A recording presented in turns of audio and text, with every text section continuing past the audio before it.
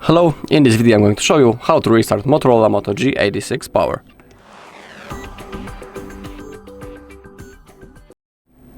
Alright, so we have two methods how we can restart this device, and let me show you both of them.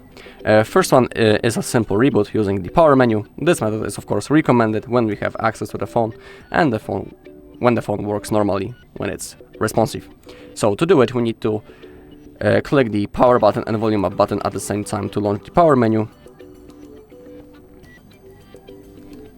Just like that.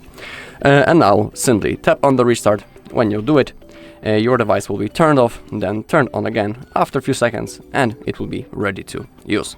And that's the first method. Now let's go into the second one, which is called the force restart, and it's recommended, for example, when the phone is lagged or frozen, basically when it's unresponsive. All we need to do is to hold the power button and volume up button at the same time until the phone shuts down. So keep holding both of the buttons.